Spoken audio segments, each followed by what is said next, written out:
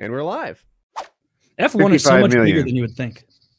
The top guy makes Lewis Hamilton. I've been following F1 this year, and Lewis Hamilton. Oh, really? Oh, he's super into F1. No, thank you. What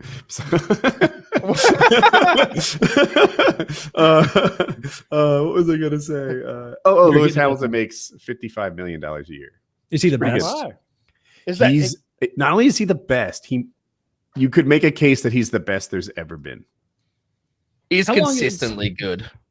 Oh, you know a good bit about it as well, Slush F1. I've watched it for a fair. Like I've watched it since I was a kid because I used to race like go karts and stuff, and that's where all like the F1 feeders come from, like the go kart racing. So my whole family was sort of like really into it.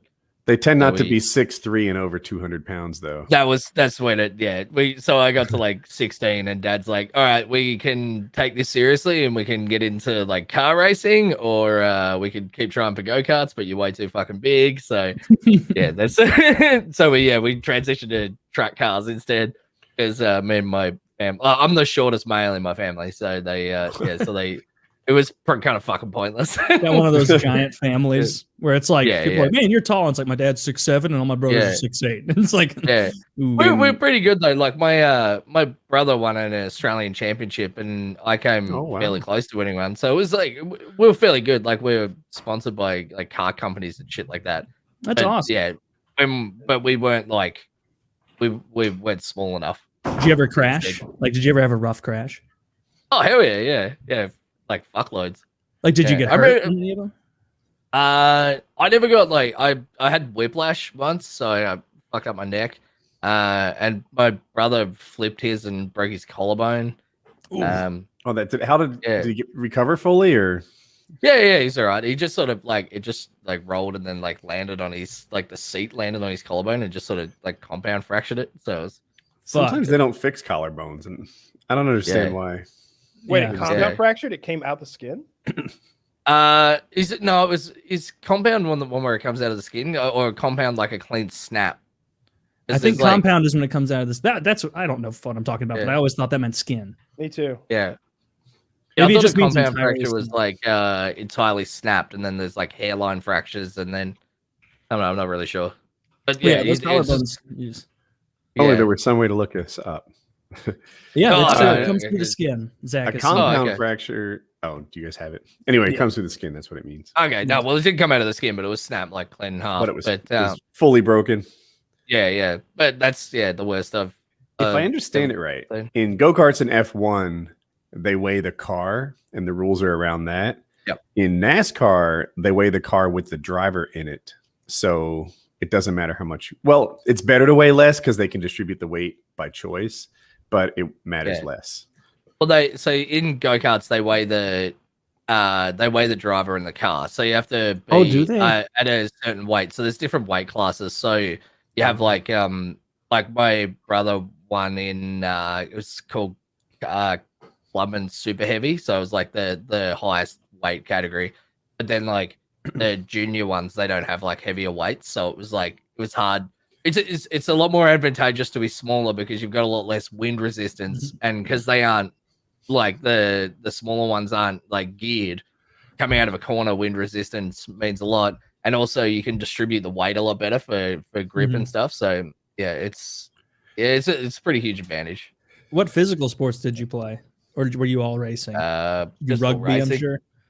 Oh yeah, I played a little bit of rugby and cricket and football, but never like into it. I was into racing, but never physical sports. That's neat. Did you come from a wealthy family? Because racing's expensive.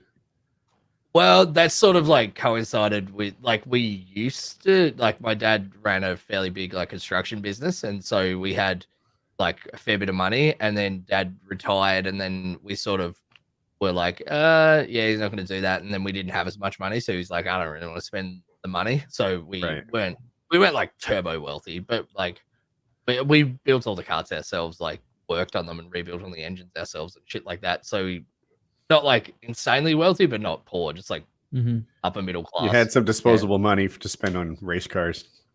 Yeah. Or go-karts, yeah. Cool. That's neat. I've been following. I'm kind of my qualifications as an F1 fan are I've seen every season of what is it called? Drive to Survive on Netflix. And I started watching the races this year. So that's where I am. It's a good year. There's been a lot of good races this year. Yes. So I don't hate Lewis Hamilton. I'm just ready for a new champion, even though I just started watching it. If people don't know, he's won the last 6 years in a row. And I think he's won the last 6 constructors championships. So there's 2 kinds of championships in F1. One is the driver, which is pretty simple. And the other is the manufacturer. Each manufacturer, almost all of them or all of them, have 2 drivers. Like, does Williams have 2 drivers, SlushPuppy? Yeah, I can only name George Russell. Okay. So they all have 2 drivers. Yeah. Some also have like 2 manufacturers. So they'll have like Red Bull and then Red Bull something else. Toro Rosso. Yeah. But they are 2 like they which is like Bull Red. Yeah. They counted as like different ones. Yeah. So anyway, for the constructors championship, they'd be separate, and Lewis Hamilton has won the constructors championship, I think, for 6 years in a row. He's working on his 7th, and the drivers championship for 6 years in a row. I'm pretty certain of that. And Max Verstappen is leading this year. Just the last race, he went into it with a really big lead. So big that if second place got a win and he didn't finish at all, he'd still have a narrow lead. But that's exactly what happened, because Lewis Hamilton ran him off the track. He made him crash hard. It was a 51G accident. And dude's in the hospital. Lewis Hamilton's doing like a celebration dance on TV. Like, this sucks. So the F1 world was kind of unimpressed with Hamilton's. And I want to say it's the 3rd time he did it. He did it to, what's the other guy's name from Red Bull? Albonzo, something like that. Fernando Alonso. Yeah, he did it to him, and then there's Perez. And I didn't know he did it Perez. And I'm corrected. Mercedes has won 7 championships in a row, not 6. So thanks, Zach. Anyway, so I've been watching this year. It's actually pretty cool to get into. I like how unfair it is. It reminds me of Tarkov in that way. Like, it's super unfair. It's all about money, man. A lot of it's about money. I've said this on the show before, but like, if you're a great driver, but you don't come with any money with a sponsor, and I'm like a B+ driver, but someone will contribute 40 million to the team if you put me in the seat, they might pick me over you, a better driver, just because you can win more races with Woody and 40 million than you can with SlushPuppy and talent. That's part of the deal.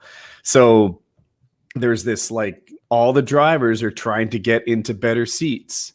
All of the like races, there's really only 2 or 3 or maybe 5 people who could win this weekend out of 20. And some of them clearly have advantages over the other. And I kind of like the asymmetry of it. Like, this car is just better than yours. Deal with it. So the sort of like, there's heaps of there used to be heaps of cheating in it as well. And there always is, like, there's always something that they're doing that they're keeping on the DL, like the DRS shit, like the drag reduction systems. Like, that was like, I think it was Red Bull put that into their cars and just didn't tell anyone. And then they found out, and they're just like, what? And then they're like, okay, we're gonna give this to everyone, and then they make it like fine. But there's been heaps of them, like Ferrari. I had one where they were listening to the radio signal to change the lights, and so they were jumping the start because they would listen in, and they'd be like, okay, go green, and then half the grid would just jump the start and get a way better start, and then I caught them out by just having a race where they just said go green and didn't change the lights, and then half the fucking cars just went fucking and then just he's like, you're all disqualified. That happened. Yeah. So I thought it was more technical than that. Like, half the cars were literally tuned into the switch or something like that. Like, it was they just automated. Had like the radio. They just had the radio in their ear. Yeah. And so they were just like, go green, and then they'd hear it, and then like the dude would press the button, and this would be.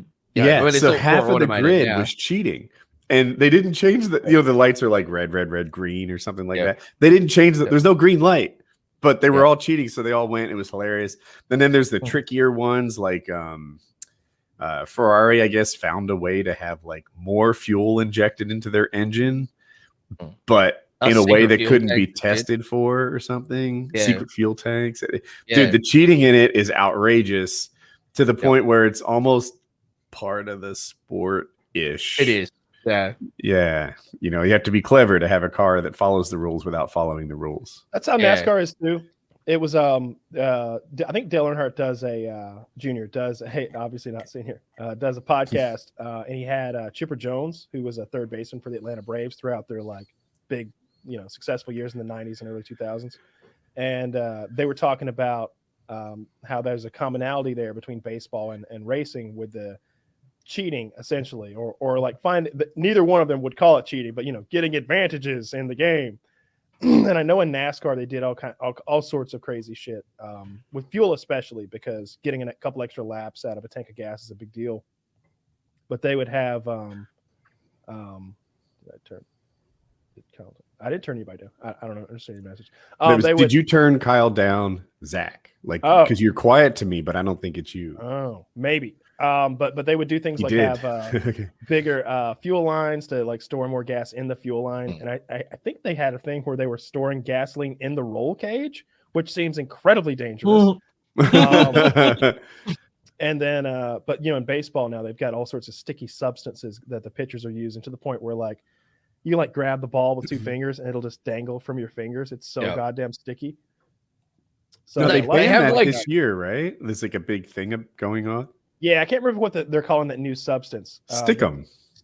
That makes sense. Yeah, something like that. Traditionally, they would just combine like the rosin from the rosin bag with like suntan lotion, and like when you rub those two things together, this like creamy suntan lotion with powdered rosin, you end up with like a pretty viscous glue. But I think maybe they're using something else this year that's causing them to crack down on it a lot. I've never understood why the pitcher doesn't get something sticky, but the batter does. The batters get pine tar to like grip the bat better. You'd think the pitcher should just bring his lucky bat with him. What? What's weird about this? They get them all the time. Like the ump will come out there and be like, what is that? What is what? That big brown streak behind your ear. You've got pine tar smeared behind your goddamn ear. You don't think I see you reaching back and grabbing it every time you a pitch? Like they'll literally have and it works better for black and brown players, obviously. But like some pale dude from the Midwest has got this big bird, looks like a bird shit on the back of his head. And they're just like, hey, come on. They have like seen cork bats or some shit like that. They had like hollow bats. And then like you see someone like hit a ball and it just like splinters into like a million pieces. It's like Sammy Sosa got caught for that. You drill out your bat, you stuff it back full with cork, and all of a sudden a bat that should have weighed like, I don't know what bats weigh, 33, 34 ounces, all of a sudden weighs 30 ounces, 31 ounces. You get a lot more bat speed. It's a big deal when you're talking about professional athletes who are already just incredibly good at the game. Yeah. It's a little bit of an edge. It's a big deal. I've seen they have baseball pitchers get caught with sandpaper, and that's funny, right? Because I'll make up numbers, 75,000 people sitting in the stands. There's cameras pointing at this thing with millions of people potentially watching or rewatching after he gets caught, and the guy's like, "What? Sandpaper? Nothing!" And he like throws it out to the side, like you see him go. Now it's sitting on the dirt next to his shoes. Like, what? Oh yeah, how'd I get there?